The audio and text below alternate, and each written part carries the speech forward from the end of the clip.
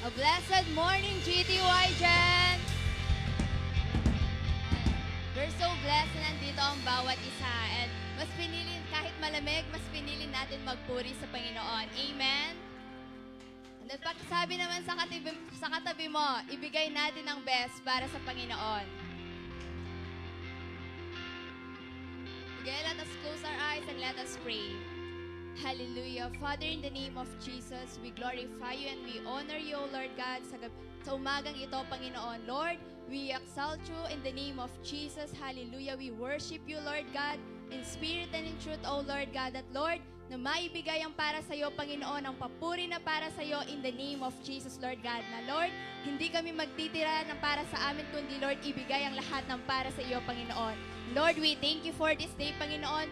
We honor you, Lord God. Lord, salamat sa araw na ito, sa youth service na ito, Lord God, in the name of Jesus. And Lord, nataas namin lahat ng mag-share ng yung mga salita, O Lord God. We declare and decree the mind of Christ, O Lord God, the wisdom, knowledge, and understanding, Panginoon. And Lord, we declare shalom sa umagang ito in the name of Jesus. Lord, we don't hinder you and we exalt for you, Panginoon. And Lord, malaya kang kumilos sa oras na ito, Panginoon, in the name of Jesus, Lord God. Lord, we declare and decree protection sa lahat ng papunta pa lang in the name of Jesus. Hallelujah. We gave you back the highest glory, honor, and praises. In Jesus' name we pray. Amen. Hallelujah! A blessed morning, GTY Gen! Come on, give them your best clap and praise to God! Hallelujah!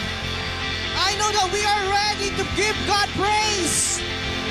Hallelujah! We're ready to worship the King of Kings and Lord of Lords, because today is the day that He had made for us, and we will rejoice and be glad in it. Hallelujah! Come on, give up your best clap and praise to God. Hallelujah! Come on!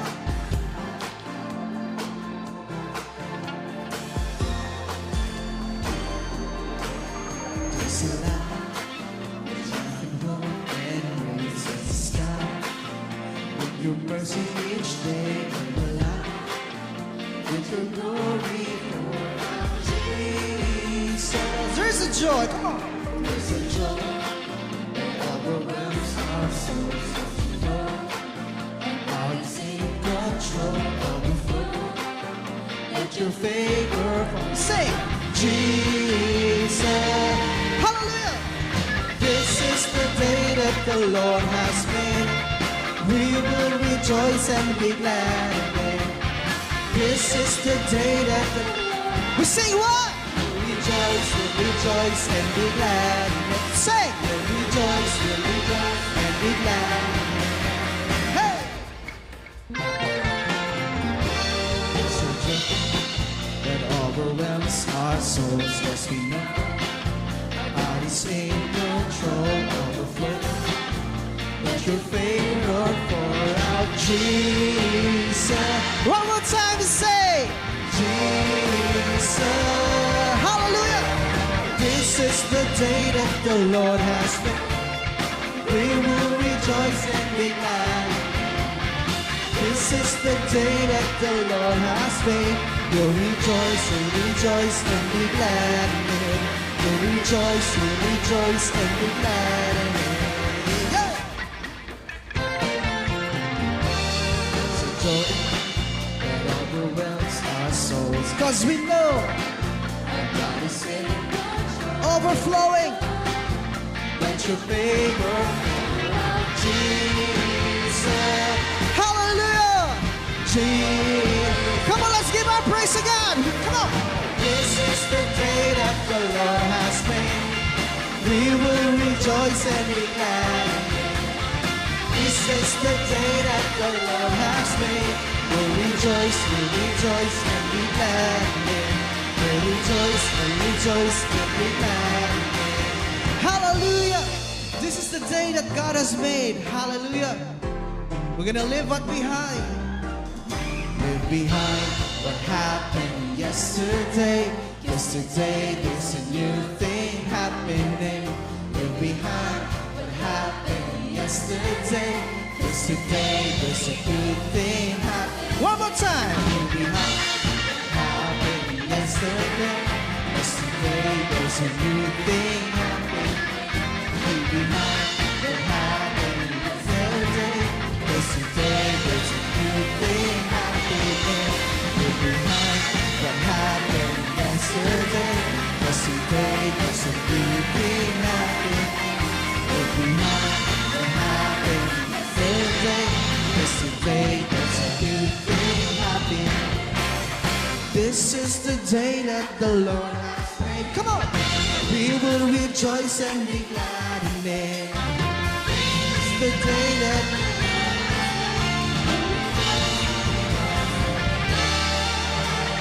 this is the day that the Lord has made. We will rejoice and be glad in it. This is the day that the Lord has made. We'll rejoice and be glad. One more time! This is the day that the Lord will rejoice. This is the day. We'll rejoice and be glad in it. We'll rejoice and be glad in it. Rejoice and be glad in it. Hallelujah, we rejoice. Hallelujah. We bless your name. You know that I love you. You know that I want to know so much more than I have before. These words from my heart, these words not made up. I will live for you. I am devoted to you. King of majesty, say, I have one desire, just to be with you, my Lord. Just to be with you, my Lord. Sing it out! Jesus, you are the Savior of my soul. And forever and ever I give my praises to you. You know I love you. You know I want to know so much more than I have before. These words from my heart, these words not made up. I will live for you. I am devoted to you. King of majesty, I have one desire, just to be with you, my Lord. Just to be with you, my Lord. Say, Jesus, you are the Savior of my soul. And forever and ever I give my praises to you. One more time, say Jesus. Jesus, you are the Savior of my soul. And forever and ever I give my praises to you. One more time, sing. You know I love you. You know that I want to know so much more than I have before.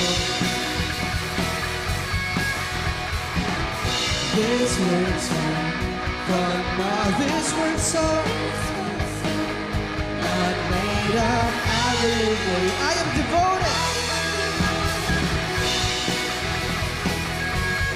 King of majesty, I have one desire, just to be with you, my Lord. Just to be with you, my Lord. Jesus, you are the Savior of my soul. And forever and ever I give my praises to you. Several times, say Jesus. Come on. Jesus, you are the Savior of my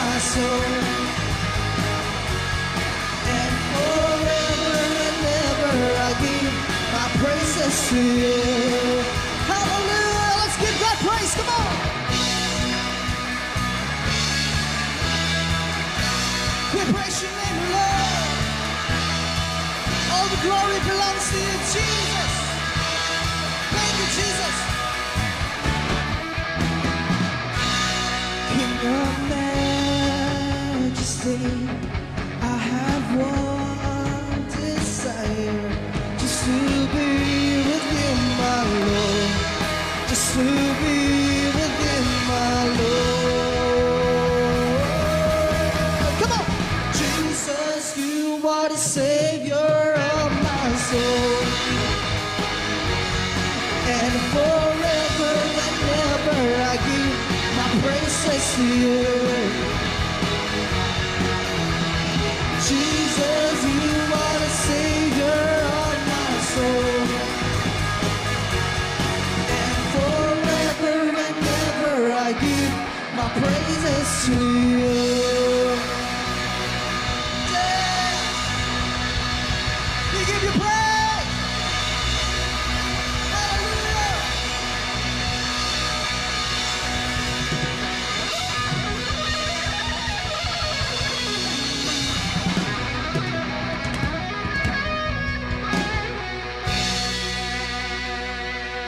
We give you praise, Lord. Hallelujah. Oh, you deserve the highest praises, Jesus. Oh, we glorify your name, Lord. We exalt your name. Hallelujah. All the glory belongs to you, Lord God. Hallelujah. We're going to give you praise today.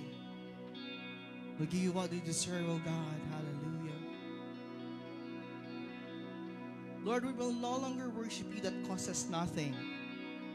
We're going to give everything we got today. Hallelujah.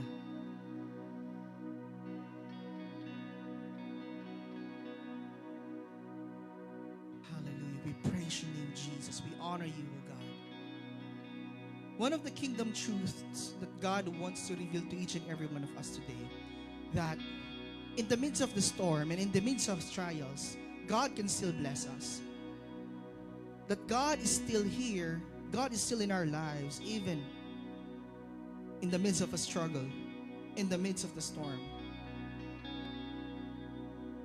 He said in His word that He prepared a table in the presence of the enemies. And I know right now that bawat isa sa atin, we have this kind of somehow giants in front of us right now. But you know, as kingdom citizens, those are defeated already. As how Joshua moved and collapsed the walls of Jericho, it's the same thing. We're going to give God praise today. Amen. We're going to give God praise today. Amen. Hallelujah. We're going to give God worship today. Amen. Hallelujah. And if you're ready today to give God praise, come on, let's declare that God is worthy. Can we shout Jesus today? Come on, in 1, 2, 3, come on. Jesus! Open your mouth and shout Jesus. Come on, 1, 2, 3. Jesus! Let your worship be heard. Let your praise be heard. As we sing this new song, we're gonna raise a hallelujah to the Lord. Hallelujah!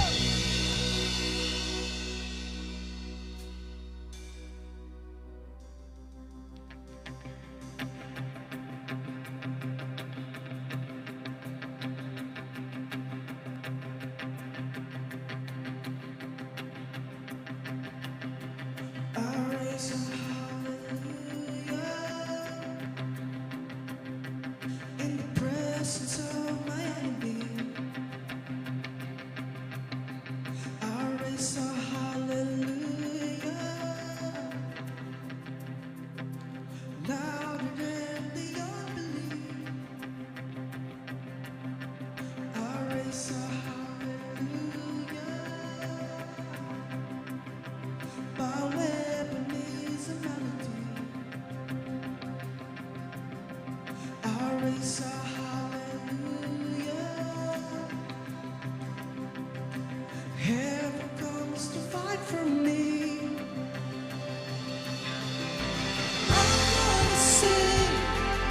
the middle of the storm. Louder and louder, you're gonna hear my praises roar. Up from the ashes, hope will arise. Death is defeated, the King is alive. Hallelujah.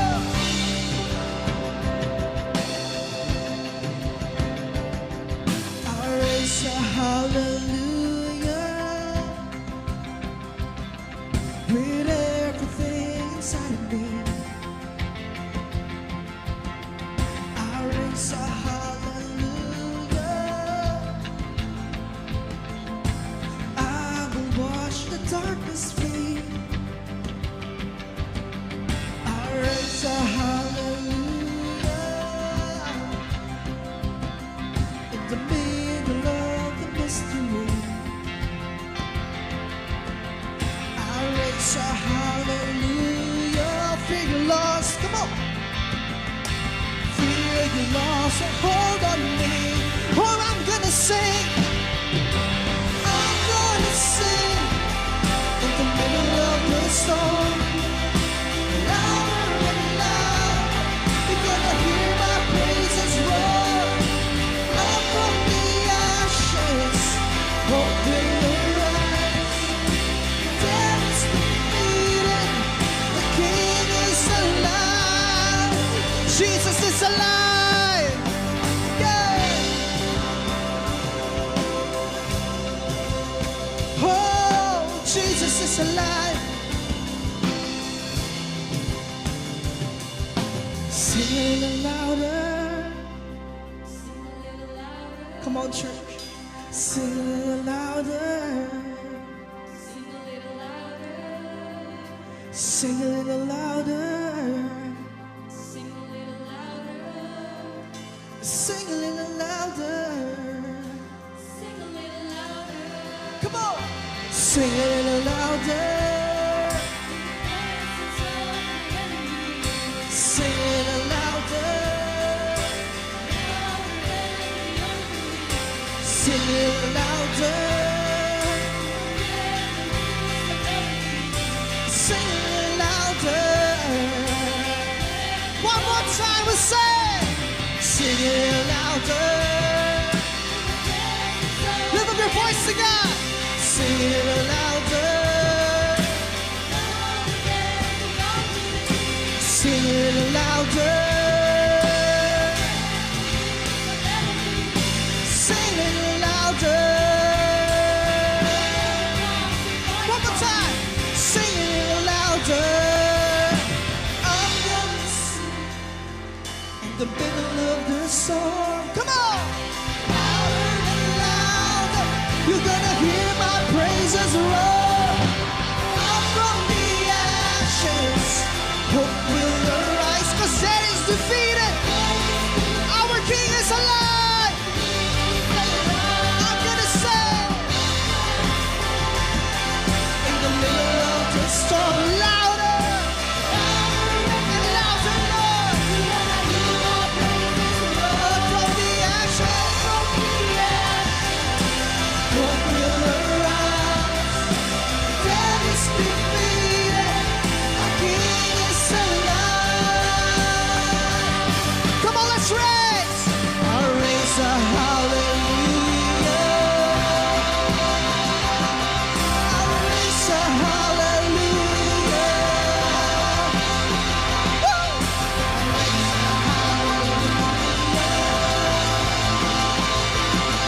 I raise a hallelujah.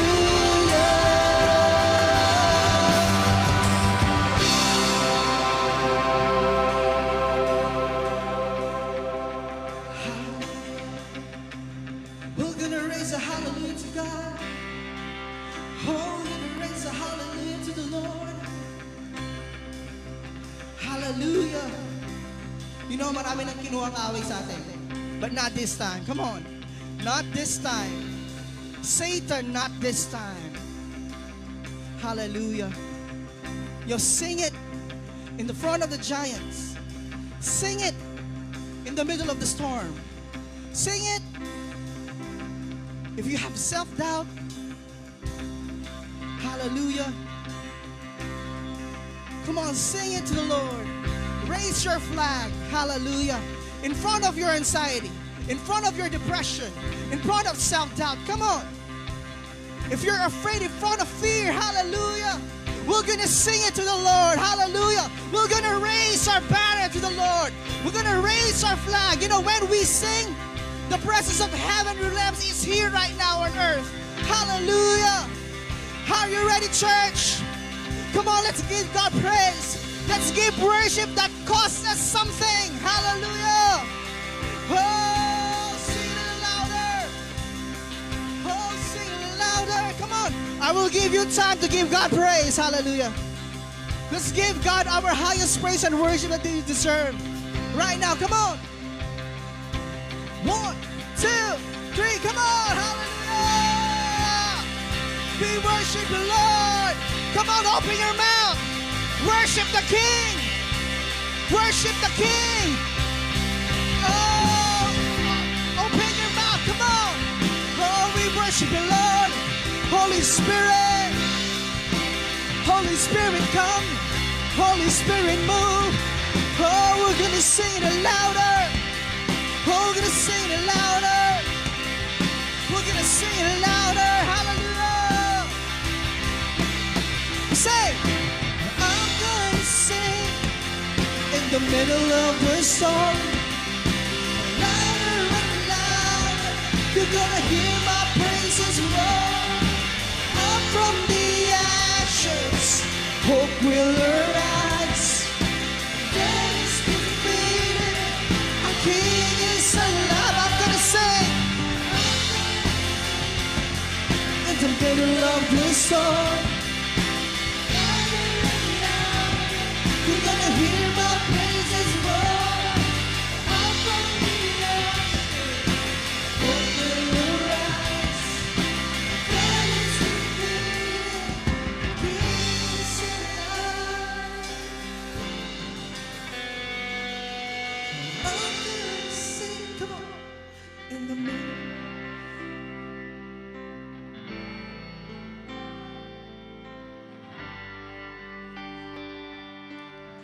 From the ashes.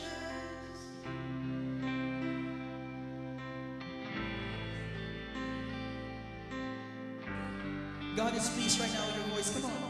Come on. Let's worship God.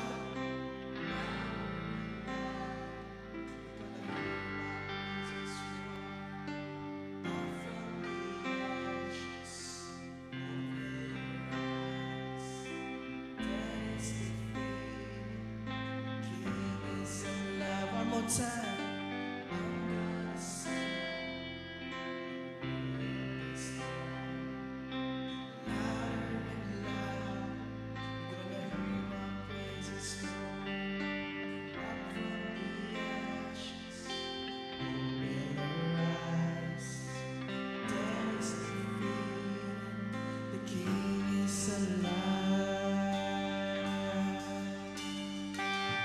Sing it louder, come on.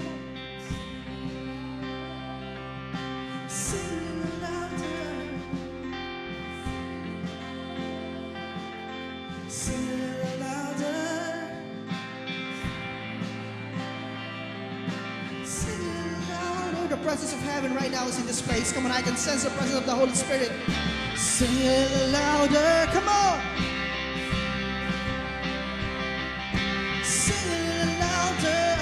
Allow the Holy Spirit to minister right now. Hallelujah. Sing a little louder. Sing a little louder. Say, sing a little louder. Yeah. Come on. Sing a little louder. We're gonna say.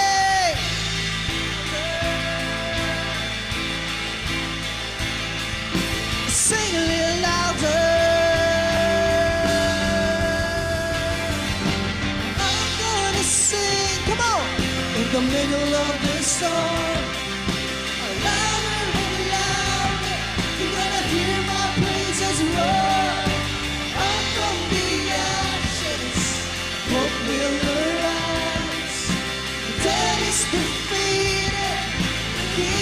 is alive.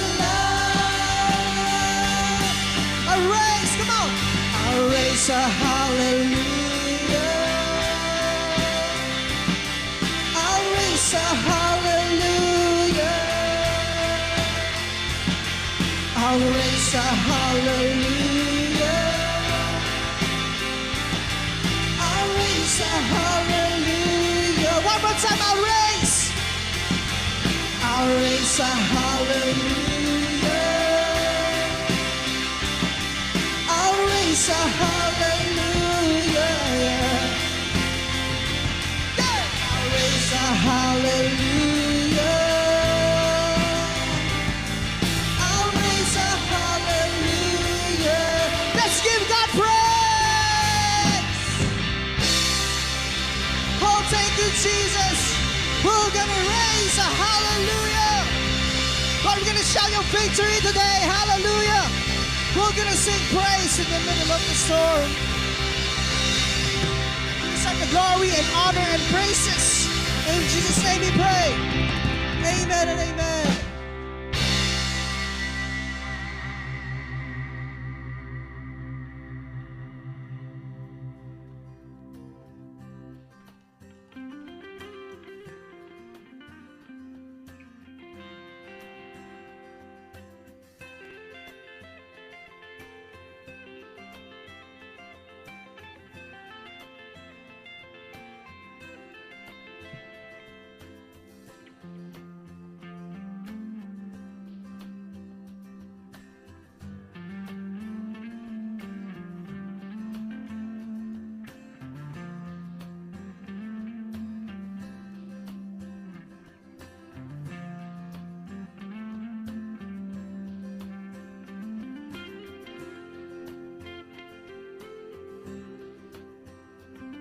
Amen. Bless na bless ba ang bawat isa?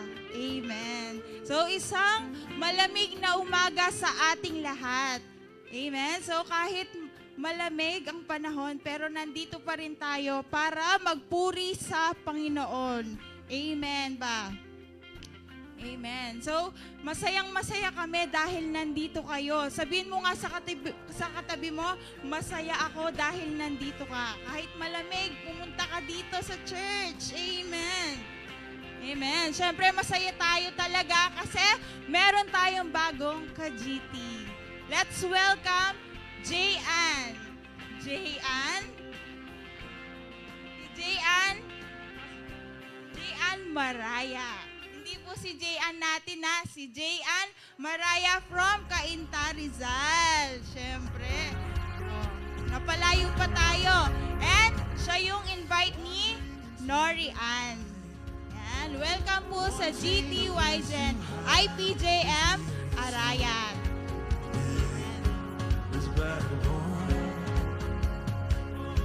Amen. So, malamig ang malang panahon pero we will still be on fire sa pagpupuri sa ating Panginoon. Amen.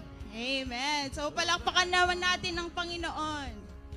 Amen. So, di ba last week or last Sunday is yung series finale ng #Refining Moments ng ating GTYGen Youth Series. Right? So, I know naman na marami tayong natutunan and maraming revelation ang Panginoon sa atin. Amen ba? Amen. So, gaya nga nasabi ni Pastor Jing, na ang worship is a sacrifice. And also, when we worship, we should not be half-hearted. Kailangan our full attention kapag tayo ay nagsasamba sa Panginoon ay sa Kanya lang. Amen? And wholeheartedly. Amen ba? And also, we should give the best honor, praises, and glory to Him. Amen. So, ngayon naman, palakpakan ulit natin ang Panginoon kasi siya ang ating itinataas ngayong araw. Amen. Kaya let's look forward sa ating mga susunod na mga preachings mula sa ating mga pastors.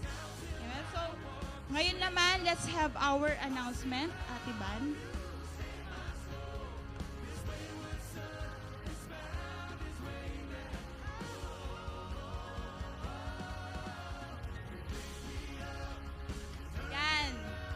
4 pics pero 2 words. Ano kaya yan?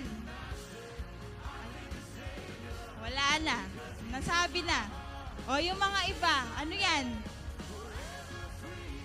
O, ano? May clue? Ayan, no? Fiesta ba? Okay, meron tayong, ano kasi? Okay, meron tayong Youth Fest 2025. Diba nung 2023 nagkaroon tayo ng Youth Fest? Sino yung mga kasali dyan? Yes, ayan no, si Ethel. Makita nyo, nasa, ano siya, street foods. Okay, so, ngayon naman, gaganapin ang sa July 6, 2025, ang ating Youth Fest 2025 entitled as Radiate His Light, Our Calling. Okay, excited na ba kayo? Patingin nga na excited, Ber. Okay, so yan, hindi lang tayo mag-e-enjoy pero syempre meron ding mga fellowship sa ating mga ka-GTs and also Word of God and mga booths. And excited sila sa ating mga booths. Okay, wag nating kakalimutan, free po yan. Okay? Free dahil mahal namin kayo, free lahat po ng mga booths. Kaya ang gagawin nyo lang ay mag-attend, mag-invite. Mag-invite kayo yung mga classmates, workmates, and also yung mga pinsan nyo, kaibigan nyo. Amen. Excited na ba? Amen. Yan. So, next naman is our youth camp. Kahit next year pa yan, patuloy namin i-remind sa inyo yung pag-iipon nyo. May naipon ba kayo ng 1 week? Meron ba? Okay, nakita nyo naman yung ano natin, di ba? So, mamaya wala mo nang uuwi. May gagawin tayo, may pagmimitingan ulit tayo. Okay? So, wag na nating patagalin pa. Let's welcome Kuya Sam.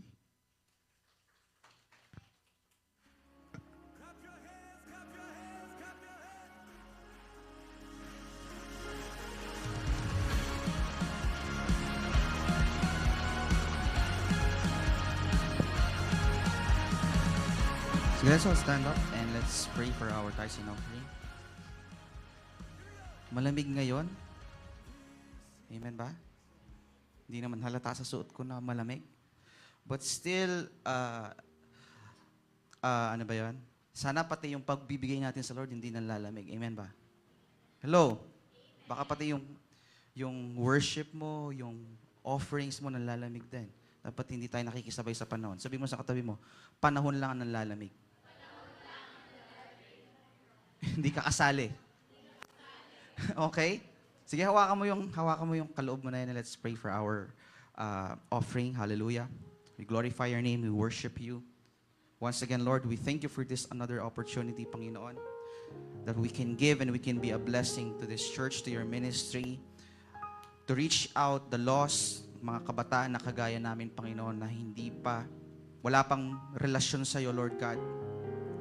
Yung relasyon, Panginoon, as our Savior. We pray, Lord God, ano man ang itatanim namin sa umagang ito, Panginoon, ay magsisilbing instrumento, Lord, para mas marami pang youth, Panginoon, mas marami pang kabataan, Lord God, ang ma-reach out ng iglesyang ito, Lord, through our offerings, Panginoon. Continue to bless each and everyone. I declare kingdom provision, walang kakulangan, siksik, liglig at umaapaw, Panginoon, sa kanilang kaban in the mighty name of Jesus. And we pray, I know, Lord God, you see kung ano ang nasa loob ng kanilang mga puso, whatever, ano yung mag-desire nila, Panginoon, ano ang mga prayer request nila, Panginoon. And we know, Lord God, in your perfect time, everything will come to place.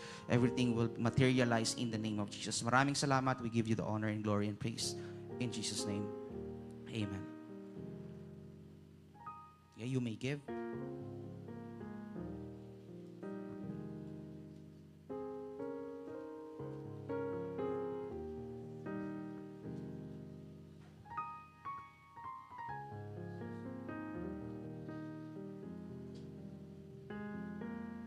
Okay.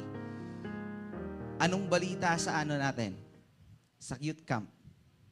Sino dito mayroon na naipon? Yung honestly speaking, raise your hands. Yung may naipon na for our youth camp. Alam nyo, Kailangan natin seryosohin. Alam niyo kung bakit? Kasi 3 venue na ang nakita namin. 3 venue. At yung huling sinend ni Ate Jera nyo, sobrang ganda. If ako ang pipili, if ako magde-decide, gusto ko doon. Kasi as in, hindi ko ibibigay yung pangalan para din nyo, para may element of surprise. So, kung ako ang pipili, kung ako magde-decide, gusto ko doon. Kaya lang medyo, if na-reach natin yung capacity and we go beyond the capacity of that venue, then we need to find somewhere else, no? But kung ako nga, gusto ko doon kasi ang ganda nung nakita ni Ate Jera nyo. Kaya tingnan mo ulit yung tabi mo. Tingnan mo. Kapain mo yung bulsa. Kung babae sa babae, lalaki sa lalaki. Yan, sige, bless mo yung bulsa niya. Bless mo yung bulsa niya, deklara mo. Alam nyo, kahit bakasyon, maraming ways si Lord para i-bless tayo financially. Amen? Amen? Mga scholar daw. And then, pagbalik ng pasukan, yung iba maaga, June 16, tama ba? Yung pagbalik ng pasukan, ayan na, anong tawag dito? Prioritize natin yung ating youth camp kasi sa totoo lang, ayoko na may maiiwan. Sabi mo sa katabi mo, ayokong maiiwan ka.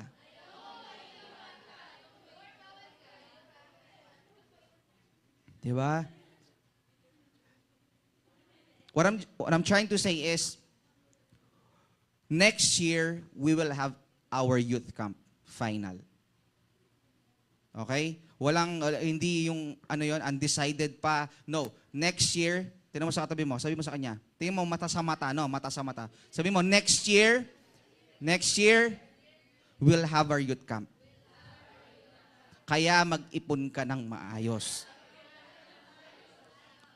Ayan. Yung iba dito, pinag-iipon ng ate nila, pinag-iipon ng mga, mga mas matanda nilang kapatid. Di ba? Kayo namang mga, anong tawag dito, mga chikiting, mga nakakabatang kapatid, yung nagagastusan. O piso lang, panload lang. O 10 piso lang, panload. Kapag tinabi ni ate, huwag nang gagalawin. Pwede ba yon mga kids? Mga kids, mga young people. Tapos alam ko meron ding, anong tawag dito? Nire-recommend ang youth para paano yung maging safe yung pag-iipon natin. Pinalitan nyo na ba ng pangalan yon? Para kasing non-profit organization yung yung pangalan eh. So pinalitan na yung pangalan, yun siguro i-discuss nyo mamaya. Yun yung i-discuss natin mamaya. And this youth camp is not just limited for you. So if you have friends, if you have siblings, cousins na hindi pa kilala si Lord or hindi pa natin na-invite dito sa church, they are more than welcome to participate. Amen. Amen. Mas maganda may invite. Mas madami, mas masaya. Amen. Mas madami, if you can imagine yung ginagawa nating Stronger Together dito, how much more if youth camp 24 hours a day for the next 3 days. Diba? Mas masaya pag mas marami. Amen. Amen. Sabihin mo ulit sa katabi mo, mag-ipon. Huwag gagastos. Hindi, huwag naman masyado, huwag naman magagastos. Excited ba kayo sa youth camp? That's going to be summer. Sasakto natin ng bakasyon ng school para lahat makakasama. Amen. Okay, sige, let's proceed sa ating topic for today. So kakatapos lang ng youth series natin and for now, we'll have an informal setup muna dito sa youth service. Until such time, we can start our new series. I think, first Sunday of July, we'll start our new series. No? So for now, makinig, focus, and then, sige, mag-picture ka ng mga notes, pero mas maganda if you can take notes, and mas maganda if you have your Bibles with you. Amen. Let's open our Bibles in Jeremiah chapter 29, verse 13. Jeremiah 29, verse 13. Jeremiah 29, verse 13. Ang sabi dyan, and you will seek me. Wala pa ba? Sige. Jeremiah 29, verse 13. 1-3.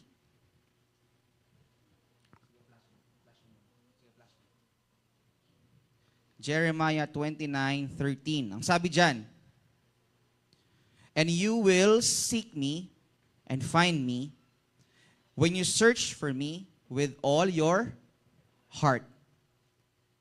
Look at the monitor. Basahin natin sabay-sabay. This is New King James. 1, 2, 3, go. And you...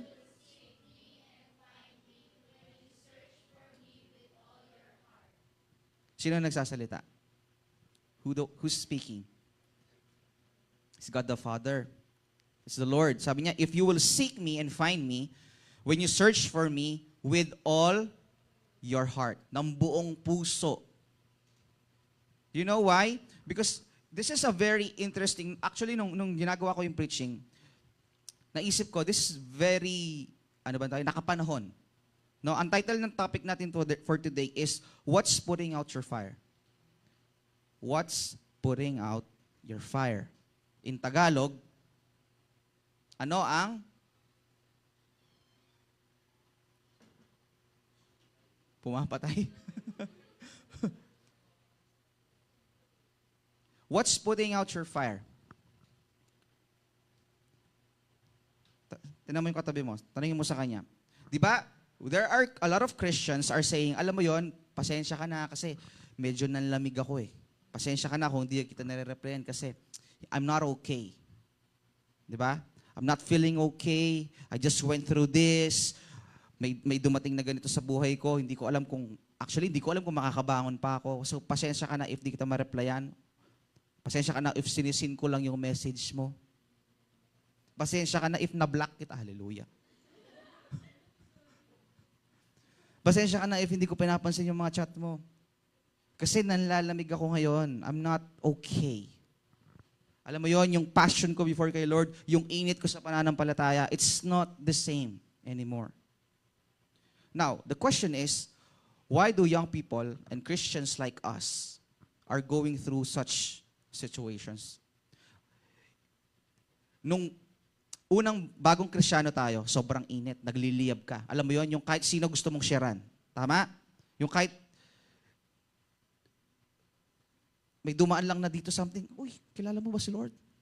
Di ba? Kasi nga, hindi mo ma-contain yung naramdaman mo, yung pinaranas sa'yo ng Lord nung nakilala mo siya at nung na-experience mo yung presence niya. But there are also certain times in our spiritual life where you feel down.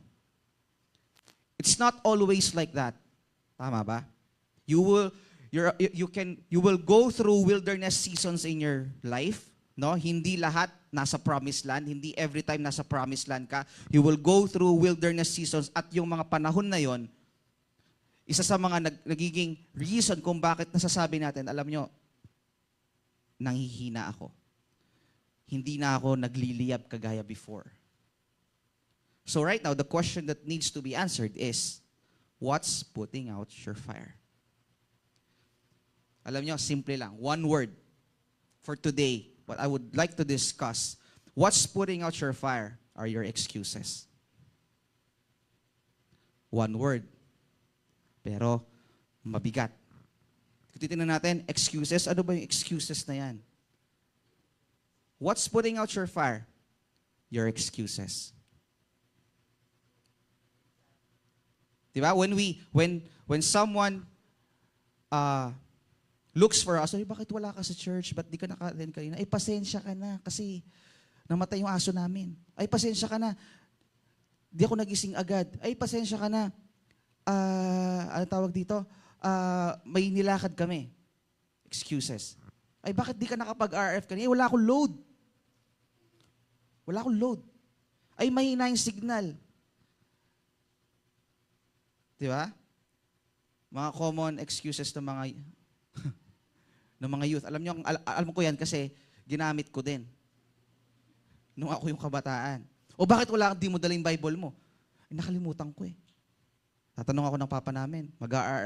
Mag-Bible study kami sa ibang, dito lang, town proper. Pagsakay ko ng sasakyan, ay ng motor. O bakit may dadala yung Bible mo? Ay, nakalimutan ko. Hindi, balik ka doon. Alam mo yon, yung nandun na kami sa kanto, babalik niya yung motor.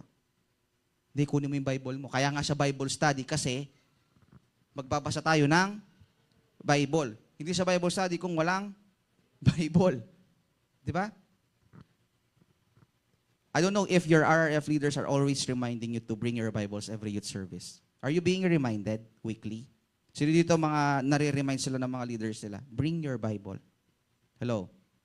Hello? Your phone is not a Bible. Hello? Your phone is not your Bible. Meron siyang Bible app, pero yung phone na yan, hindi yan Bible. Yung Bible is yung binubuksan. Yung nahahawakan. Diba? Yung pwede mong lagyan ng ng highlight. Pag nagustuhan mo yung verse, yun yung Bible. Yung Bible bumabago ng buhay. Ang phone minsan sumisira ng buhay. At ang phone maraming sikreto. Oh, ba't di kayo makatingin sa akin? Ang mga phones na yan, maraming sikreto. Maraming nakatagong sikreto. At ang phone na yan, distraction sa Word of God. Alam mo yon, instead of reading, mag-pop up yung tara ML. Tara rank. Tara COD. Diba? Mamasa kang Bible kayo. Dahil doon ka sa Bible app nag-rely, pag nag-pop up yung notification, ayan na, ipandalasan mo na. Ay, Matthew 6:33. Bibilisan na yung ay, nakapag-devotion na ako. Kasi nga, maraming distractions. Your Bible is not your phone. So, young people, every Sunday, bring your Bibles with you. Amen. Hello. Bring your Bibles with you. What's putting out your fire? One word. Excuses. Excuses extinguish the fire. Excuses extinguish the fire. So many people make excuses instead of focusing on growing their fire for God. And one thing you must understand is that excuses extinguishes your fire. Para silang bumbero. Alam yung bumbero? They are like firefighters. Ang trabaho ng bumbero? Tagapatay ng sunog. Hindi sila tagasimula. No? Tagapatay sila ng sunog. Sabi dito, excuses extinguishes your fire, and they are like what? Firefighters that put out your flame. Sabi diyan, if you want to burn for God, learn to overcome excuses. If you want to burn for God, learn to overcome excuses. Nung si Apostle Paul was a prisoner, no, dahil sa pag-share niya ng word ng Lord, there was this time, they survived a storm and a shipwreck na nakasulat sa Acts chapter 28. So bagyo sa dagat at lumubog yung barko nila, but somehow they survived. And then when they finally reach yung isang isla, no, for them to stay, rain was still pouring down, and in their case, with the help of the locals, sabi dito, they started to build a bonfire. Bali yung bonfire. Sabi yan, syempre, nag-shipwreck, bumabagyo, para ngayon, maulan, malamig. Tapos, lumubog yung barko nila, napadpad sila sa isang island, and kailangan nilang palamigin yung mga katawan nila. So, syempre, ang option lang dyan is gumawa ng apoy. Gumawa ng bonfire. Oh, sa youth camp may bonfire. Oh. Diba? Sa youth camp may bonfire. Sabi dito, notice that the rain and the cold did not stop them. Their goal was to build, andyan ba siya? Their goal was to build the fire. Wala dyan? Their goal was to build the fire, which was their only means of getting warm in the dark from a chilly weather. So their only choice para mainitan yung mga katawan nila dahil nga nababad sila sa tubig and it's raining just like today, their only choice, their goal was to build the fire, which is their only means of getting warm. So ibig sabihin, fire is your source of, young people, fire is your source of heat. Tama ba? So kaya naririnig nyo yung phrase na to sa mga Kristiyano, nanlalamig ako, hindi ko na maramdaman yung apoy, hindi na kagaya before. Kasi, kung i-imagine niyo, kapag magluto ka, di ba? Yung kalan, meron niyang level. May low, may medium, may high. Tama ba? Kapag gusto mong uminit agad let's say, naglagay ka ng kawali, gusto mong uminit agad, convection, siset mo sa high. Tapos kapag magluluto ka na, para hindi masunog, ilalagay mo sa mas mababa. Kumbaga, nakokontrol nila. Fire is the source of heat. So if someone says, no, hindi na kagaya before yung faith ko. Nasaan ba yan? Tanongin mo siya. Low, medium, high. Anong level? Low, medium, o high? Opo, naman, as in, hindi nakabukas yung kalan. Diba? Or baka naman, wala nang, ano tawag doon? LPG. Diba? Sabi dito, you might be thinking, lalo na yung mga nagpo-follow up ng mga kabataan or may mga friends na lagi nilang kinukuha, uy, kumusta ka na? Sabi dito, you will get this a lot. You will hear this a lot. Sometimes they will say, alam ko naman sa sarili ko na hindi ako okay. Alam ko naman sa sarili ko na nalalamig ako, pero hindi mo kasi naintindihan yung sitwasyon ko. You will hear this a lot. You will get this a lot from people that you care. Oo, aware sila. They are trying to make a conversation na aware ako na hindi na ako kagaya dati. Pero kasi, hindi mo naintindihan kung anong nararamdaman ko. Hindi mo alam kung anong pinagdaanan ko. Diba? Hindi ba naririnig yan? Sabi dyan, I have been through a terrible storm and I'm not sure if I have the strength to build a fire again. Kakagaling ko lang sa napakatinding laban, sa napakatinding sitwasyon ng buhay. At hindi ako sure if kaya pang ma-ignite yung fire sa puso ko. Remember, young people, you cannot build the fire as long as you are making excuses. I want you to take note of that. You cannot build the fire as long as you are making excuses. The storm is not your problem. Your excuses are your problem. You cannot build the fire as long as you're making excuses. Ang problema sa buhay, ang mga pinagdadaanan sa buhay, hindi yan ang problema mo, kapatid. Ang problema mo, excuses. Excuses are self-imposed roadblocks that keep you from growing in Christ. Self-imposed. Ibig sabihin, ikaw ang nag-initiate sa'yo ng galing. Hindi galing sa ibang tao. Hello? Excuses are self-imposed roadblocks. Galing sa'yo. Ikaw ang nagdesisyon, ikaw ang gumawa, ikaw ang pinagmulan. Hindi galing sa iba. Just to be clear. It's so much, kasi nga naman, mas madaling gumawa ng excuse kesa work up the energy to rebuild the fire. Mas madali nga namang magbigay ng excuse, bakit late ka na naman? Bakit late ka na naman ngayon? Ay, pasensya na po. Baha. O bakit wala ka ng Sunday? Pasensya na po, may tinatapos lang po. Tignan nyo to ha. Malamig ngayon, maulan. And now, this is not your real number, right? Your attendance. This is not the actual. Because you average something more than today. But tignan nyo ha, maulan, malamig, madaling gumawa ng excuse. Malayo pa po kasi ako eh. Nakamotor lang po ako, wala po akong ano yung tawag dito?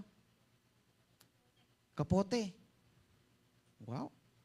Makamotor ka siguro, Berne. Di ba, tinan nyo yung sitwasyon, tinan nyo yung panahon, ha? Maulan, malamig. Di po ako papayagan ng nanay ko. 30 years old niya kanya. Di po ako papayagan na nanay ko lumabas.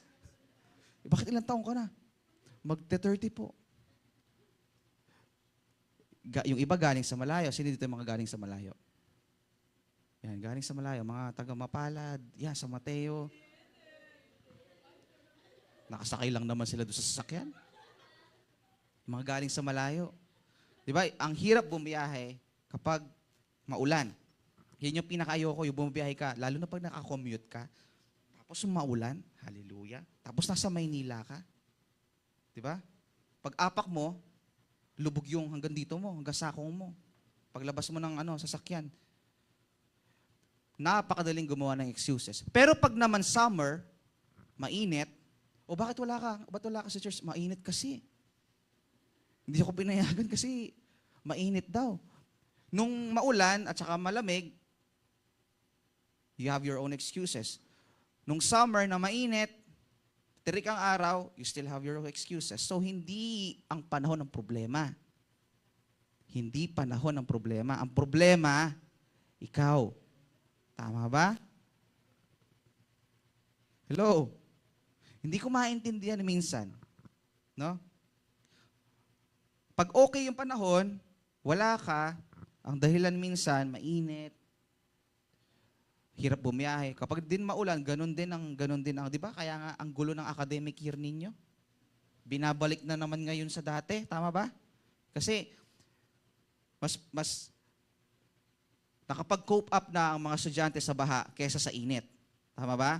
Mas madaling, ang tawag dito, mas madaling action na ng mga estudyante kasi nasanay na sa baha. Hindi kagaya before, hindi sanay sa init. Kaya ngayon, dinipilit na ibalik sa dating buwan, yung start ng academic year ninyo, which is June. Tama ba? Tapos bakasyon ng summer kasi nga naman, napakainit. Tingnan nyo hindi magkasundo ang ulan at ang init. But if you're right here today, then props sa inyo kasi kahit galing tayo sa malayo, kahit malamig, kahit masarap humigop ng kape ngayon habang naka-earphones ka, tapos nakatingin ka sa bintana. Kahit wala kayong bintana. Si Chacha. Di ba? Sumihigop ka ng kape, tapos naka-earphones ka kasi nanay mo, sinesermon ng kasal. Napakadaling gumawa ng excuse. Ang sabi dito, it's not the storm. The problem is not the storm. The problem is you, your excuses. And excuses are what? Self-imposed roadblocks that keeps you from growing in Christ. Kung mapapansin mo, bakit itong kabataan bakit itong Kristiyano nito, bago lang siya pero ang laki ng bigla ng pagbulusok ng faith niya. Bakit ang bilis siyang mag-grow? Samantalang itong kabataan na to, itong Kristiyano na to, ang tagal niya na sa church pero hanggang ngayon, makanyan niya pa rin. Hello? Diba? Hindi pare-pareho yung submission ng isang Kristiyano pagdating sa Word. Iba-iba rin ang nagiging responses natin sa mga sitwasyon sa buhay. May mga Kristiyano na kapag may problema, ang number one response nila is iiyak, mag-isolate, di ba? Tapos hindi lalabas ng bahay kasi may problema sila. Yung iba naman, kapag may problema, ang ginagawa, naghahanap ng makakausap. Yung iba, kapag may problema, mas bago umiyak, bago breakdown, they will choose to pray, they will choose to read their Bibles, they will choose to worship the Lord. Magkakaibang responses. Dahil sa iba-iba ang responses, iba-iba ang level ng faith.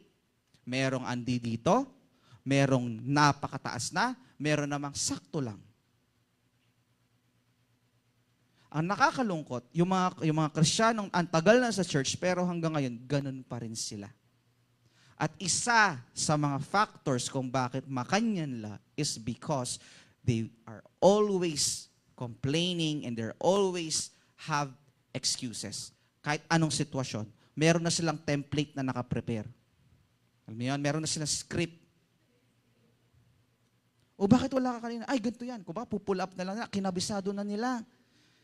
Nakabisado na nila dahil every time na gano'n ang sitwasyon, yun ang lagi nilang ginagawang dahilan. It's not that sinadya nilang, alam mo yon, i-master yung excuses nila. Hindi, dahil paulit-ulit na nangyayari sa buhay. Paulit-ulit nilang ginagawa, kabisado dan eh. Di ba? Ngayon, let's answer this question. What's putting out your fire? Yes, excuses extinguishes your fire. But did you know there are actually 3 types of excuses? Number 1, the excuses of success. Hindi lang pala problema ang pwedeng gawa ng excuse. Hindi lang pala mga challenging situations ang pwede mong gawa ng excuse para hindi ka pumunta ng church. Diba? Madalas kapag nagpa-follow up tayo, bakit wala ka sa church? May problema kasi ako eh. Pasensya ka na. Pero hindi lang pala problema ang pwedeng gawa ng excuse. Kahit ikaw na Kristiyanong nasa magandang kalalagayan, kahit na you are financially stable, na satisfied ka sa sitwasyon mo ngayon, pwedeng pa ring magawa ng excuse. The excuses of success. Kung titignan natin, mas mahirap yung nandito ka sa ganitong sitwasyon. Alam mo yun, may pangangailangan ka, hindi mo alam kung saan mo kukunin. Samantalang itong mga tao na to, no, they are successful, they are satisfied, they are financially stable. Kung titignan natin, they have all the resources, di ba, para magamit sa ministry, and yet, why are still they, bakit hanggang ngayon meron pa rin silang mga excuses? Sabi dito, perhaps your excuse might not be a storm, but a success. Ganito you're not bleeding, you're simply too busy. Ouch. Hindi ka sugatan, busy ka lang. O ba't wala ka nung youth service? Ay, pasensya na, busy. Meron pa bang BBC sa mga artista nating kahapon? At saka nung Friday? Diba? You're not bleeding, you're simply too busy. You're not hurting, you are actually pretty satisfied. Can you imagine? Kung yung tao na to nasa ganitong sitwasyon, maintindihan mo siya eh. Bakit wala siya sa church? Sometimes, no? Naiintindihan natin. Wala siya sa church kasi may pinagdadaanan siyang problema. Pero itong mga ganito, wala sila sa church kasi komportable sila. They're pretty satisfied at they feel na hindi na nila kailangan ng Diyos. Why? Kasi everything is provided, they're financially stable, happy ang pamilya, walang may sakit. And yet, the excuse of success, namamanipulate pa din yung supposedly growth niya itong isang ganitong klaseng Kristiyano who has all the resources, who has all the time, somehow, sabi dito, you might fully believe that you don't need to build a fire because your life is comfortable. Remember that a blessing is not only a reward, but also a test. Blessing from the Lord is not just for you to enjoy. Of course, gusto ng Lord, alam mo yon, ma-provide lahat ng pangangailangan natin, ma-enjoy natin yung buhay. Pero, if you got a blessing, lalo na if malaki yan, no? Especially if it's something, first time mo naka-receive ng ganyang klaseng blessing galing sa Lord, then I'm just telling you, it's not just a blessing, it's also a test. It's also a test. Lagi kong, pag nag-uusap kami ni Ate Shainyo, pag mga seryosong usapan, halimbawa, meron kaming nabasa something about poverty, no? And then, bigla, magkakaroon kami ng conversation. Bakit yung ibang tao, kapag, kasi uso yung mga ayuda ngayon, gusto na nila, Gcash na eh. Totoo, yun yung sinusulong ngayon sa ano. Gusto nila, online platforms na ang mga ayuda. Kasi daw yung iba, hindi na bibigay. Hindi na ibibigay yung ayuda para doon sa ibang tao. So, gusto nila, Gcash na. Paymaya ka ba? Paymaya pa talaga. Minsan kasi nga ganun yung ano tawag dito? Ay hindi pala kapag pala pauwi kami dito galing Manila. yung driver ni Ate Shayo at saka siya, pag nag-uusap sila sa sasakyan, minsan may mga ganong conversation. Yun, at kagaya nung Thursday night, nung umuwi kami, napag-usapan nila is ayuda. Yun nga. Tapos, naririnig ko sila nag-uusap. Kasi daw, pag may ayuda, nagiging tamad, tinuturuan maging tamad ng mga tao kasi umaasa na lang sa, kunyari, magwawalis daw, saglit, para lang sa picture, tapos wala na, something like that. Yung sabi nung yung naging naririnig ko pinag-usapan nila. And then, sabi dito, kapag daw, ang isang tao na hindi sanay humawak ng ganito kalaking pera, suddenly, he received a huge blessing, nakatanggap siya ng ganitong pera. Saan sila kagad pupunta? Saan sila agad pupunta? Anong gagawin nila agad? Ha? Social Walter Mart? Di ba napapansin, ang mga taong hindi sanay humawak ng pera, kapag nakareceive sila, gagastos agad.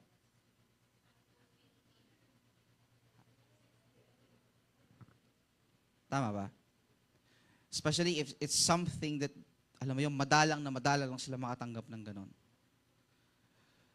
Young people, sooner or later, you will have your jobs with you. No? Mag-a-apply kayo, magiging mga professional kayo. At some point, you need to learn that not every opportunity comes from the Lord. There are opportunities that na inaalaw ng Lord na i-present sa'yo to test you. Everybody say, to test you.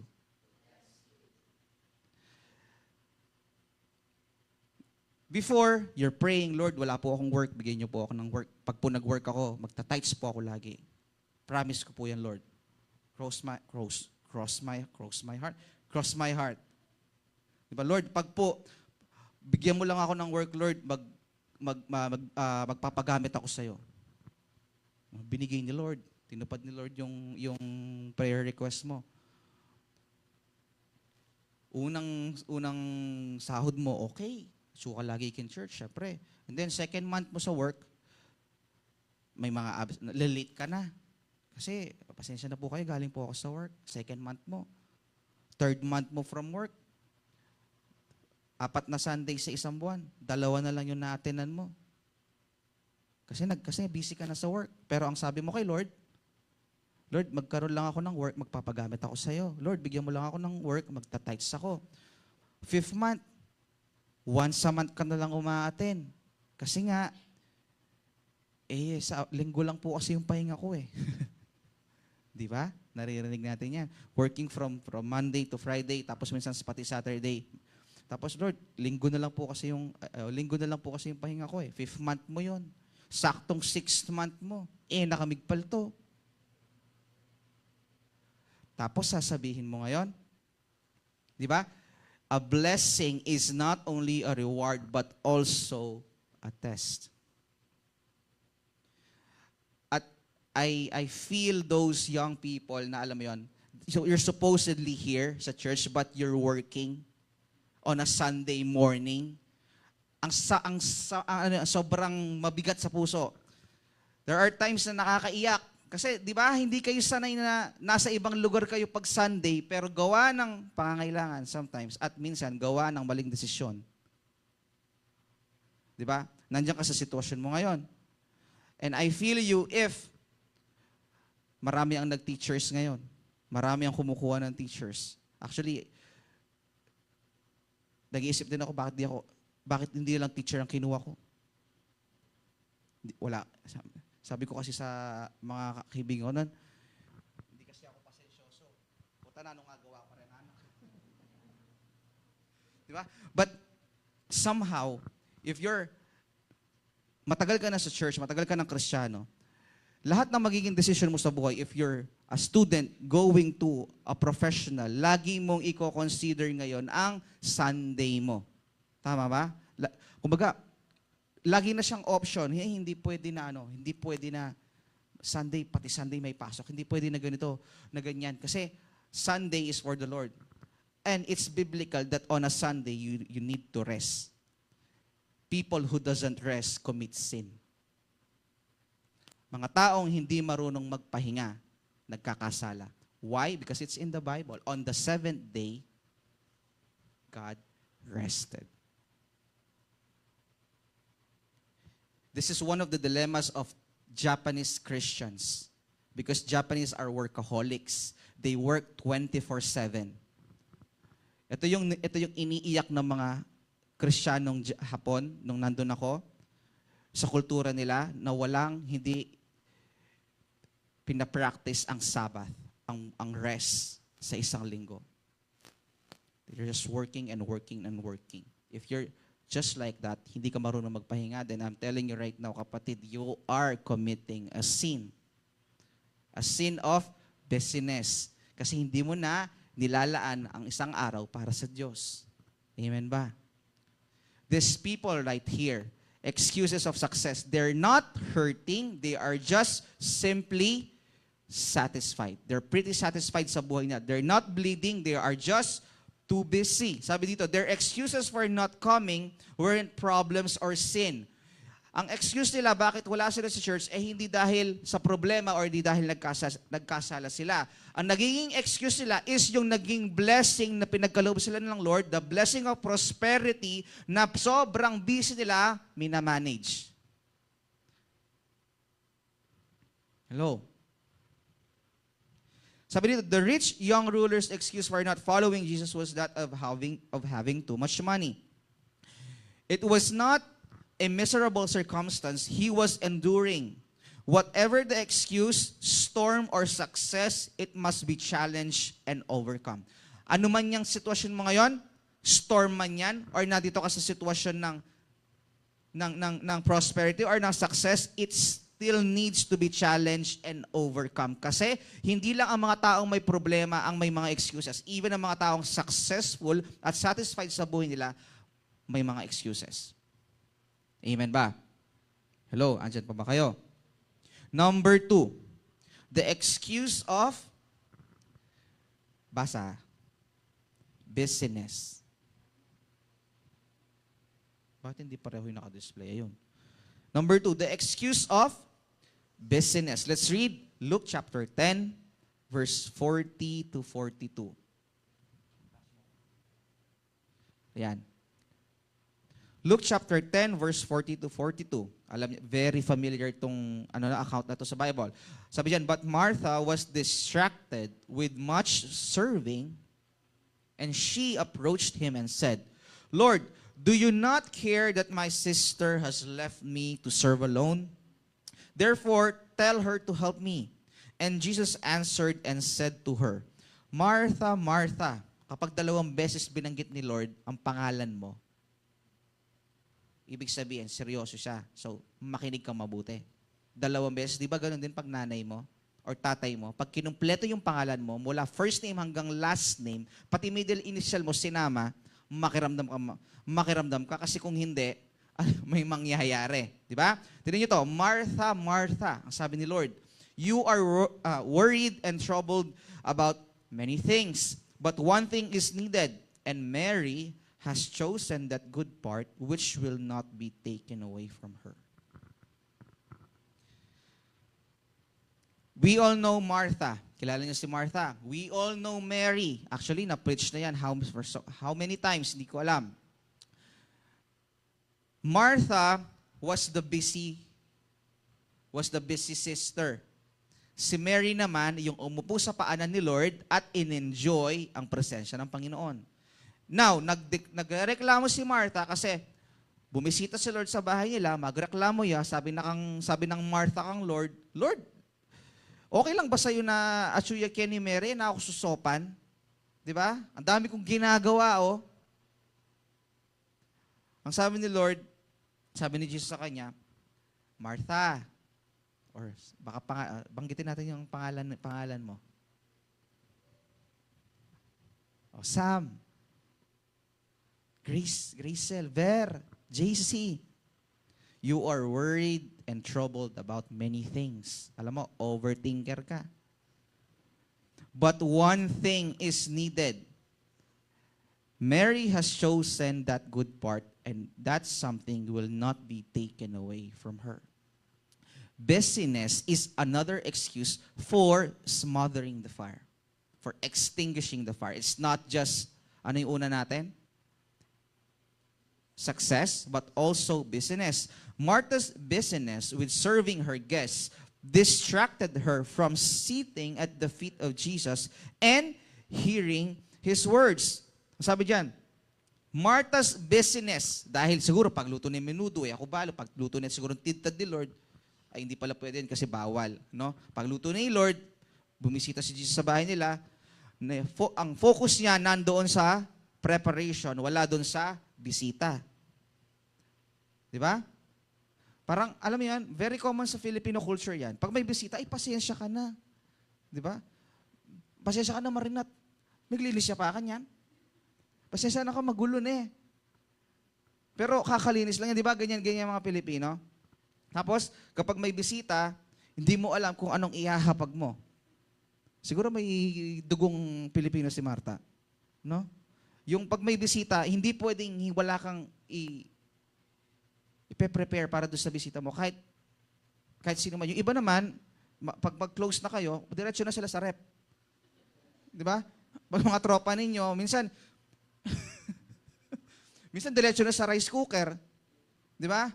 Pero eto, si Martha was so busy preparing for Jesus that he actually missed Jesus. At some point, parang somehow nakaka-relate tayo dyan. Lalo na yung mga nasa ministry dito. Perhaps your excuse might not be a storm.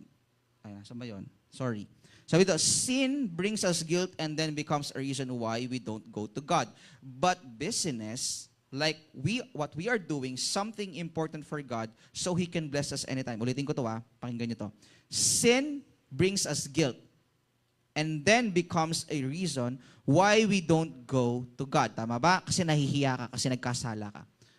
Nagiging excuse siya para hindi ka bumalik sa church kasi nahihiya po ako kasi po baka hindi na po nila ako tanggapin kagaya before.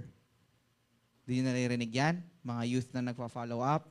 Diba? Nahihiya po kami kasi po hindi po ako ma-attend ng ilang Sundays. Nahihiya po akong bumalik.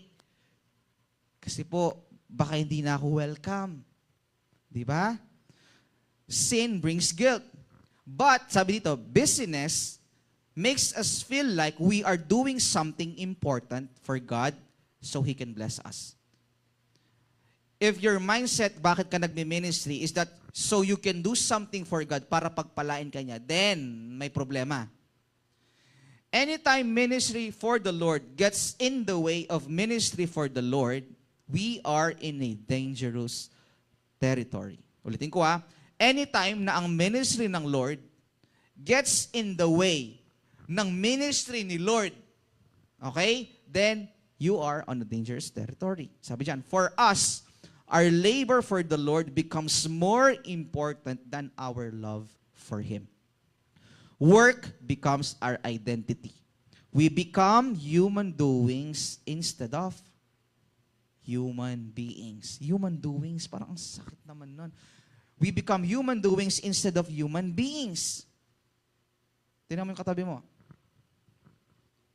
Sabi mo sa kanya, hindi ka robot. Tao ka. Hindi ikaw si Rihanna mo. Kasi sabihin kumanta ng work, work, work. Di ba may kantang ganon?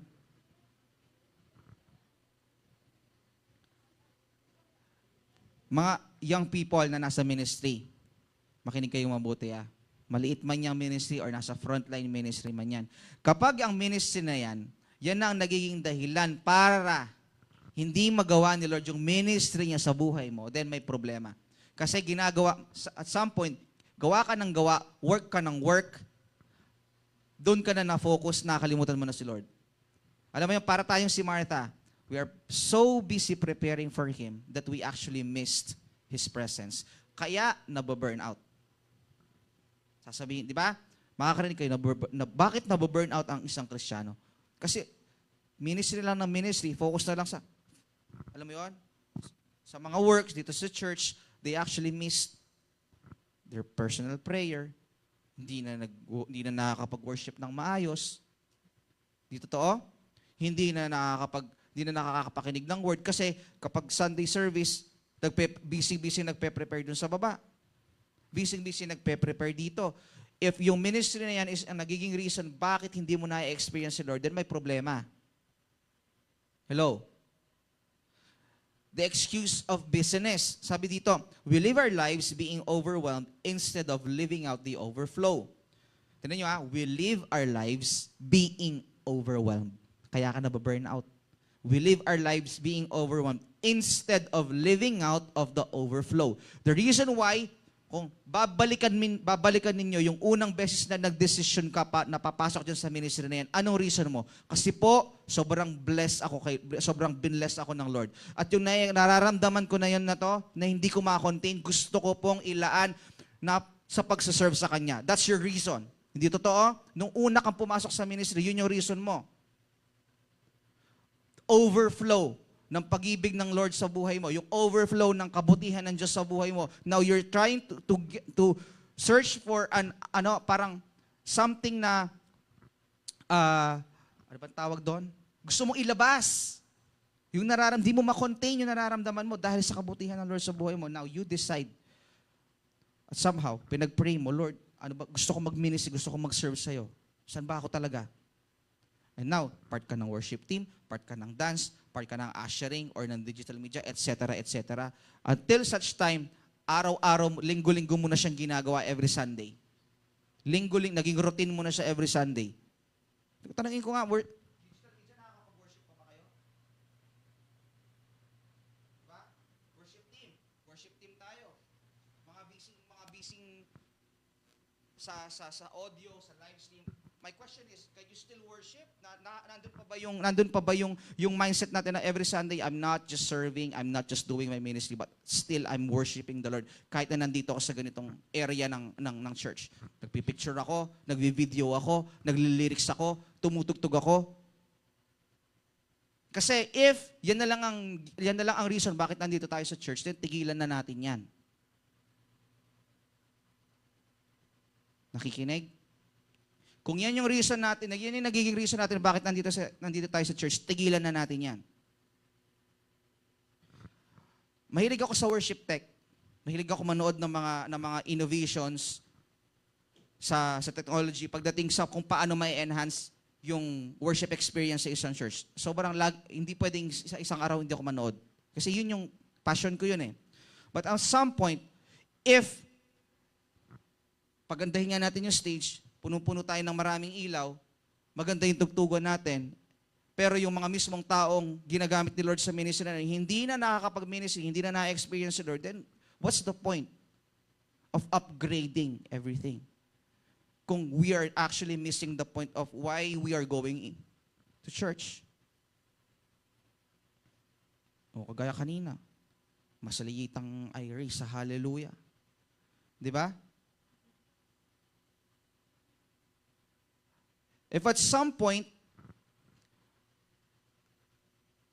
gusto ko maging aware kayo. If you feel na hindi mo na nafe-feel, hindi mo na nagagawa what you're supposed to do when you're in church, then tell your leader, can I take a break? Pwede po ba ako mag-break? Kasi gusto, alam mo yon. Actually, ako mismo minsan nag-i-initiate. If I see a certain person in the ministry, I'm grateful. I'm grateful for whatever you're doing for the ministry dito sa church. Kasi lahat tayo volunteers. Tama ba? Lahat tayo volunteers. Just to make it clear, I'm so nakaka-proud na yung mga tinuruan mo, ngayon, they can work alone. No? Ginagagawa nila yung mga dating pinag-aaralan lang nila. We're so grateful to whatever you're doing for the church, but make it a point that you never miss Jesus just because you are taking pictures, just because you are operating the lyrics, just because you are playing the instrument, just because you are just because you're singing, just because atsuka ka rin. Sino ba yung narinig ko? Nakalimutan ko yon. Na-bless siya dun sa ibang kabataan na nandun sa ushering sa baba sa may gate. Di ba meron ganon? Nandun sa gate, tapos meron silang mga cellphone na nakalabas, nakanonood ng live stream, doon sa gate nag-worship. Kahit na ushers sila. They are not physically inside the church. Via live stream, nag-worship sila doon sa baba kasi they have a task that they na usher at mag-welcome sila ng mga kabataan. Can you imagine that? Then at some point, tayo mga nandito sa loob, we're taking pictures where, nagla-live stream tayo. What I'm just trying to say is, do not miss the opportunity, alam mo yun, na ma-experience si Lord kahit na meron kang ginagawa. Okay lang, sabi mo sa katabi mo, okay lang mag-picture. Okay lang tumugtog, mo. Okay lang sumayaw. Basta alam mo kung bakit mo ginagawa yan. Diba? Even if nagmimix ka, J-Lo, huwag mo lang sasabay yung sobrang ano mo, I raise a hallelujah. Diba? Even na nagmimix ka, even na mayroong ushers doon sa labas, kahit nagsusulat ka lang, absent. You can experience the Lord kahit ano pang task ang meron ka sa church. Amen. Sabi dito busyness steals our fire and it does not add to our productivity. Remember, mga ka-dwelly, we are only branches. Our abounding comes from our abiding in the vine, which is the Lord Jesus. Again, we are only branches. Our abounding comes from our abiding in the vine, who is who? Jesus. Our success doesn't come from our efforts, but from our abiding in Him and by walking in the Spirit. Busyness reduces us to machines that only perform work and never rest. Kaya nga, hindi kayo robot, aliwa, hindi kayo si Doraemon. No? Na, alam mo yon, lahat available. If we do produce results, we risk losing our fire, which is yung burnout. And even though it may seem that we are doing things for God, yes, it looks like we are doing things from God kasi nga busy ka, may ginagawa ka sa ministry. We must ensure that we are not neglecting our relationship with Him. Why? Because your identity and my identity is found in Christ and not in what we do. Ang identity mo bilang Kristiyano hindi nanggagaling sa pagiging dancer mo.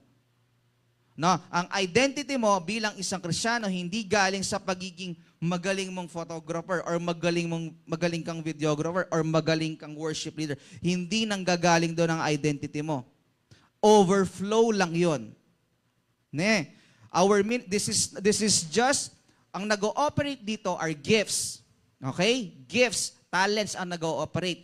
Pero ang ministry talaga is yung relasyon mo sa Lord. Sabi mo sa katabi mo, yung relasyon mo sa Lord. And number 3, disappointment as an excuse.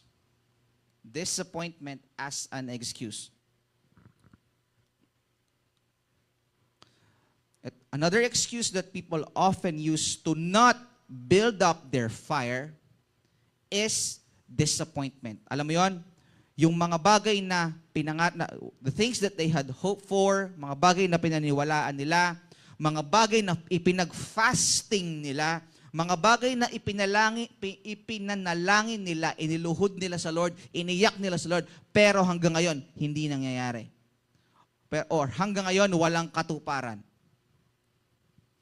Madalas narinig ko, Lord, nagmi-ministry naman ako sa inyo. Lord, nagagamit naman ako sa church. Pero bakit hanggang ngayon, ganito pa din ang buhay ko? It's a very common questions ng mga Kristiyano. Alam mo yun? At somehow, mafe-feel mo na may tampo. Nagtampo na ba kayo? Ha? Alam mo yun? Yung peglinis me, pemipi me, pegplancha me, pegluto me. Tapos wala man lang. Alam mo yun? Di ba nakakatampo? Sa susunod, di mo nagagawin yun. At some point, mga Kristiyano, matampuhin din. Maririnig mo nga yan, ang tagal na nila sa ministry, years and years na sila sa ministry. They are fasting, fasted for the Lord? How many times? Nagpipray, lagi nasa Kingdom Invasion, lagi nasa midweek service, laging nasa youth at main service, 2 beses pa umaten sa isang every Sunday. Pagkatapos, hanggang ngayon, yung mga prayer requests sila hanggang ngayon, walang katuparan. At some point, may tampo. Lord, at makanyang ko? Lord, pinriority kita, naghanap ako ng work, Sunday off. Di ba? Pero bakit hanggang ngayon, Lord? Bakit hanggang ngayon ganito pa rin? Such unmet expectations, tinan nyo ito ha, unmet expectations becomes a breeding ground for offense. Mga unmet expectations natin kay Lord are somehow becoming a breeding ground na hindi mo namamalayan na nagiging offense na pala siya sa'yo. Offense with God, which extinguishes their spiritual flame. Para siyang, sabi niya, it's like water poured out on their fire. Parang apoy na binuhusan ng tubig. Nag-iinit ka kay Lord, kasi nga, you're doing something for the Lord, nagpa-fasting ka, nagpipray ka, nag-worship ka, committed ka sa ministry mo, nagliliyab ka, and then somehow may bubuhusan ka ng tubig. Why? Offense. Disappointments. Disappointed ka kay Lord. Offended ka kay Lord. Hello?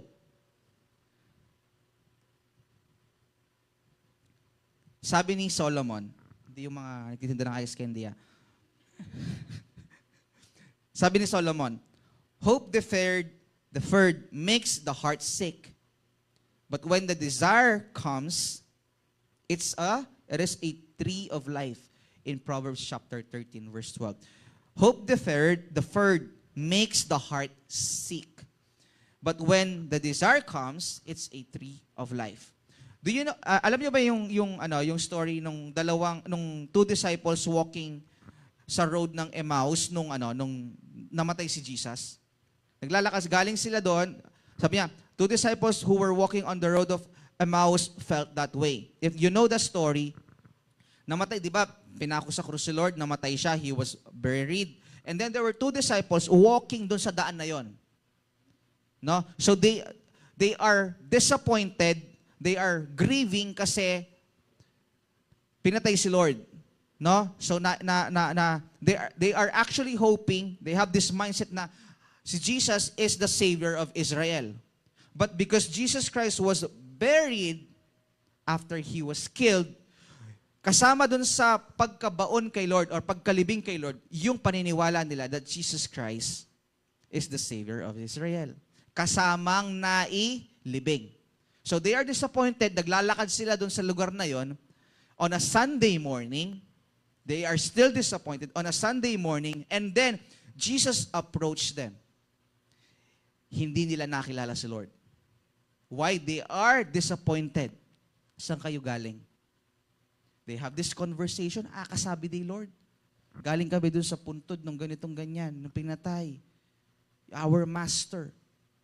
Di mo ba siya narinig? Di mo ba siya kilala? Kasabi niya kanyan. Di mo ba narinig? Di mo ba nabalitaan?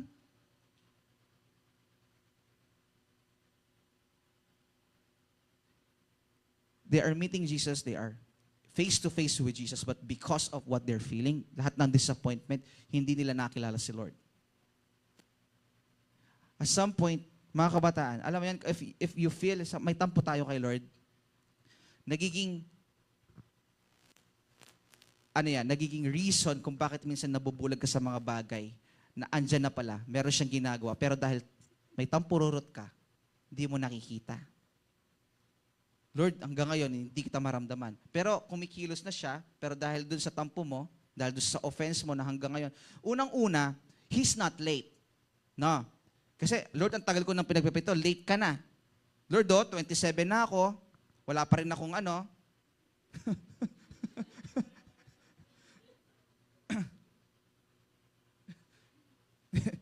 Unang-una, si Lord never late. Late siya sa timeline mo. Kasi sarili mong timeline yun eh.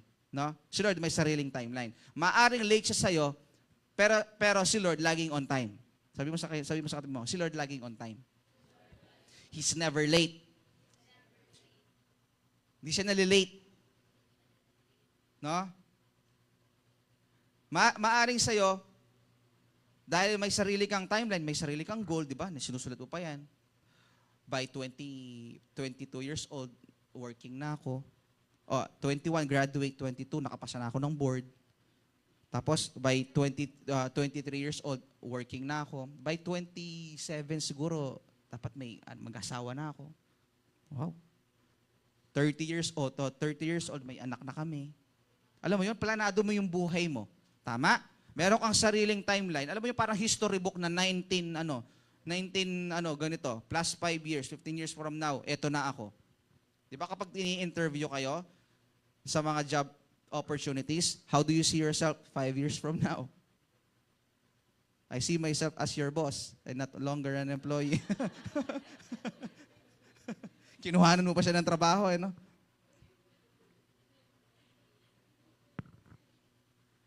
Di ba?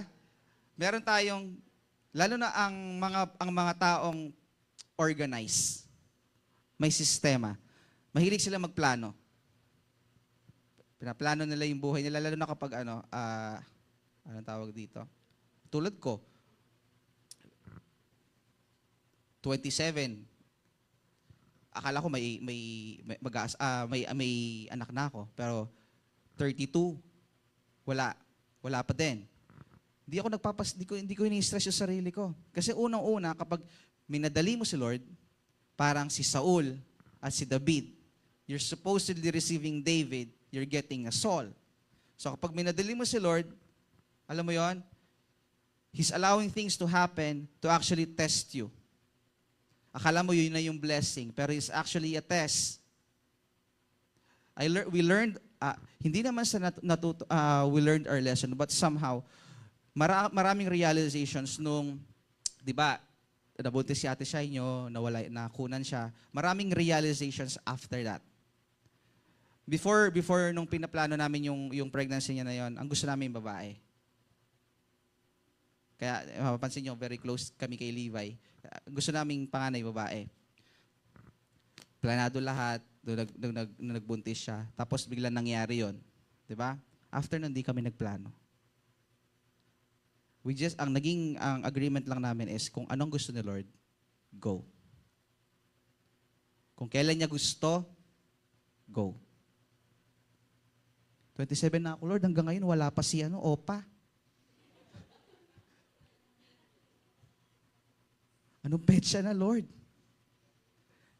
Paano kung hindi pala kalooban ng Lord na mag-asawa ka? Parang si Dabdab pumipila doon sa gift of celibacy.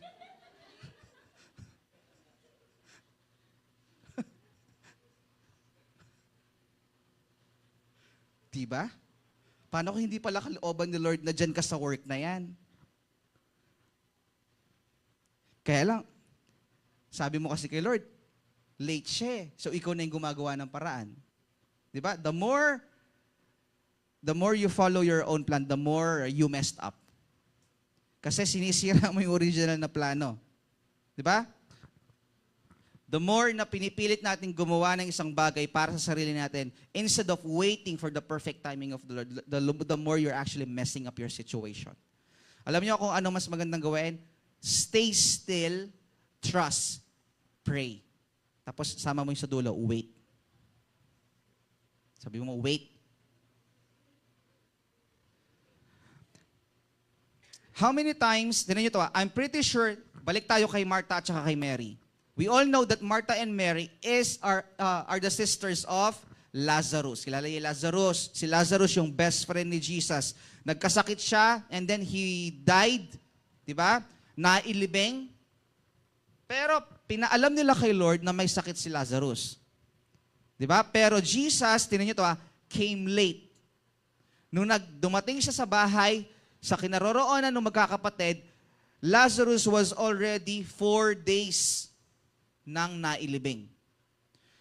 Tingnan nyo Kung si Martha at saka si Mary lang, kung magre-rely lang sila dun sa emotions nila, Lord, best friend mo yan, at ngeni ka pa. Di ba? Manggigil lang. Lord, akala ko bang kaibigan mo siya? Pinaalam namin sa'yo na may sakit siya, pero bakit after 4 days niyang mailibing, dun ka lang pumunta? Late? Kung titingnan natin sa paningin ng tao, sa paningin paningin ng iba, talaga namang late si Lord. Kasi bakit hinayaan niya munang mamatay kung pwede naman niyang pagalingin? Pero hindi kasi yun yung idea eh. Mary and Martha are hoping for a healing. What they get was resurrection. Ano mas matindi doon? They're hoping that Jesus will provide healing for their brother. Kaya pinasabi nila agad, but then Jesus came there 4 days after he was buried. Kung titignan mo nga naman, it's no longer possible to heal a person who is already dead. But you see, Jesus is not just another person. Jesus is not just another healer. Jesus is the King of Kings. He is the Lord of Lords. At some point, sabi diyan, tumangis si Jesus. Diba? Jesus wept. Kasi he was God, but at the same time, he was a man. So nakakaramdam siya ng sakit. Pero ito yung matindi. Kapatid, you are praying for healing, you are hoping for healing, ang Lord, ang plano niya pala para sa buhay mo is not just healing, but resurrection. Kaya lang, sabi mo kasi late siya, migtampo ka. Di ba? Sabi mo, late si Lord migtampo ka. Pero si Lord, alam nyo, kahit ilang beses kang magtampo sa Kanya, kahit ilang beses mo siyang i-offend, He will forgive you 70 times 7 or more than that. Alam natin yung story, he was already, masangsang na yung amoy. Lazarus come out on just the command of his voice. Lumabas sa puntod niya si Lazarus, and there, kung titignan nyo, healing of the sick na miracle, okay, it's unbelievable. Pero yung bubuhay ka ng patay, di ba? Yung bubuhay ka ng patay, mas yun? Yung intensity nung, nung testimony nung tao na yun na binuhay mo, compared sa testimony nung pinagaling mo siya, magkaiba yung intensity, tama ba? So, mamalagwa. Mamalagwa. Ang timeline mo, hindi timeline ng Diyos. Huwag mong ipipilit yung timeline mo sa timeline ni Lord. Hindi yan mag-fit. How many times have we found ourselves in the same place? We work at developing a closer relationship with the Lord, which then fuels our faith that all our prayers will be answered. And then, whenever prayer doesn't get answered, it throws us off balance. And we wonder, alam mo yun, Lord, what's the point of praying? What's the point of fasting, giving, and doing this ministry? If hindi mo rin naman gagawin yung ini-expect kong gagawin mo. Ang problema kasi, ikaw yung may expectation kay Lord. Baligtad, si Lord ang may expectation sa atin. Hello? Sabi mo sa sarili mo, si Lord ang may expectation sa akin. Hindi ako. Kaya ka nasasaktan, kaya ka nadidisappoint kasi yung expectation mo. Isipin mo yun, ang expectation lang ni Martha at ni Sarah at ni Mary, pagalingin ni Lord si Lazarus. Pero hindi yun ang gustong gawin ng Lord. Ang gustong gawin ng Lord, mamatay si Lazarus and then buhayin niya. Martha and Mary were asking for the healing of their brother, but they did not get a healing. Instead, they got a resurrection. Jesus didn't just meet their expectations, He exceeded them. Amen. He exceeded them. So today, I want to invite you to reflect deeply on the fire God once placed within you. Reflect tayo. Have you allowed excuses, storms, or success, or busyness, or disappointment to smother the flame? Siyempre, kapag nabisi ka ng Sunday, hindi ka nakakapag-church, manghihina ka. Di ba? Hindi totoo yun? Hindi totoo? Kaya lagi kong reminder sa mga youth leaders, ngayong estudyante pa lang kayo, ngayong estudyante pa lang kayo, pero hindi, ang nagiging reason nyo sometimes kung bakit hindi kayo nakakapag-church is because busy kayo sa school. Pag working na kayo, hindi lang yan ang magiging reason ninyo. Dadalhin nyo yan hanggang sa magtrabaho kayo. Totoo. Lalo na kung yung career na pinili mo is something na unpredictable ang schedule. Kung ngayong estudyante ka pa lang na Saturday at Sunday wala kang pasok, nagka-struggle ka pa rin to keep your youth service attendance or sa mga RF mo. Kapag nagtrabaho ka na at every time na uuwi ka, pagod ka lagi, puyat ka lagi, tapos nasermonan ka pa ng boss mo, mas lalong magkakaroon ka ng dahilan para hindi na magsimba. So ngayong nandiyan ka sa sitwasyon mo ngayon, patibayin mo na yung sapat. Ano mo yan? Have yourself founded in the Word of God. Yung pundasyon mo, kulkulan mo yung masalese. No, ibaon mo ng malalim. Para pag dumating yung time at alam kong dadating ito, kasi I've been there . No, may mga expectations ako sa magiging career ko nung pag-graduate ko ng college na ganito yung gusto ko, ganito kong work. Pero hindi inalaw ng Lord. Meron siyang ibang plano. At some point, nakaka-disappoint. Kasi hindi nasunod yung plano mo sa sarili mo . Plano mo sa sarili mo, sa buhay mo . No? Ngayon, kung hindi kami founded, kung paano kami, kung paano kami pinalaki nila pastora at yung tatay namin, no? And then, wala tayong Pastor Jing. Kasi nasa industry kami, we're working. Walang pastor yung mga kabataan kasi nasa industry kami, working. So, evaluate yourselves. Maybe it wasn't, or let this be your moment of surrender where excuses loses their grip and the fire begins to rise again. Like Paul gathering sticks in the rain, like Mary sitting at Jesus' feet, like Martha learning that presence matters more than performance, make the choice today to build a fire again. Amen. Let's all stand up.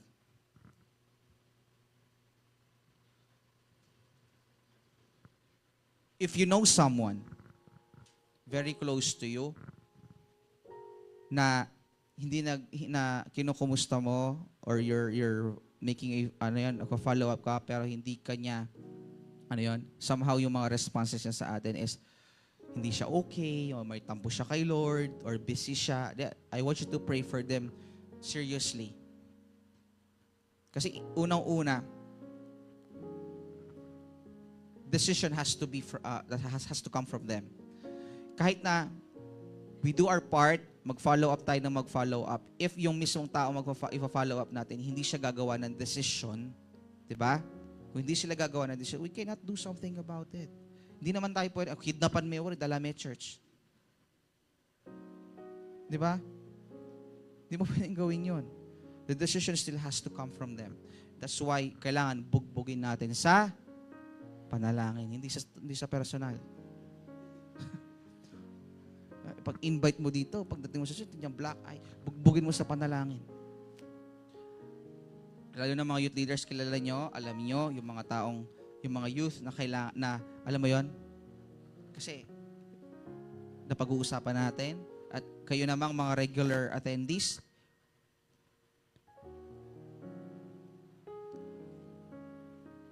do not mistake fire from busyness. Hindi porke lagi ka nasa church, on fire ka na. Hindi porke lagi kang busy sa ministry ni Lord, on fire ka na. Evaluate natin yung mga sarili natin. At yung mga excuses na binitawan natin before. Yung mga excuses na ginamit natin, na ilang beses natin ginamit, para hindi tayo makadalo sa ministry. Let's put an end right now doon sa mga excuses na yan. Unang-una, it's not healthy. Second, you're actually committing a sin if somehow puro excuses and alam mo yon, you're lying. Lying is a sin. So, why not try to stand up? Sabi mo, nanghihina ka.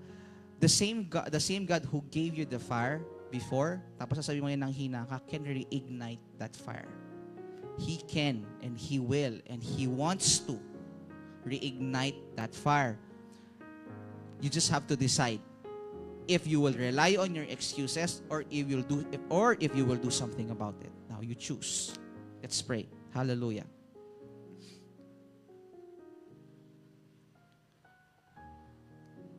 Panginoon, maraming salamat, Lord, sa umagang ito.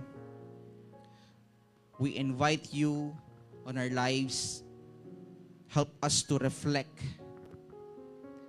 deeply, Panginoon, dun sa apoy that was once placed within us.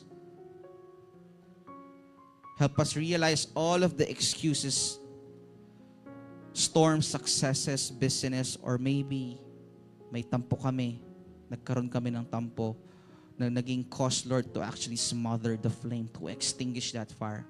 Maybe it was not all at once, hindi sabay-sabay, but over time, our faith flickered, it faded, it grew cold. But we know the good news. You who lit the fire can reignite it again. We pray, Lord God, that this moment right now will be a moment of surrender where excuses will lose their grip and that fire will begin to rise again in our lives. Excuses will lose their grip in the name of Jesus. Ano man yan, yung mga nakahamba lang sa aming harapan, mga kinakapitan naming mga dahilan, mga kinakapitan naming mga excuses, Lord, why we are not growing as a Christian, Lord, right now. We are putting an end to this in the name of Jesus. And we pray for the fire right now. Rise up. Rise up. Kagaya ni Paul, kagaya ni Mary, Lord, we are making that choice today to build the fire. And whatever storms may come, it will not stop us from, or success will not be able to distract us. It will not define, business will not define us, but our relationship with you. And we are choosing, we are deciding to return rather than isolate and move away from your presence. Lord, no more excuses. Right now, everybody say, no more excuses. No more excuses. Just a burning heart for Jesus. And let the fire fall. In Jesus' name, we pray. And everybody will say, Amen.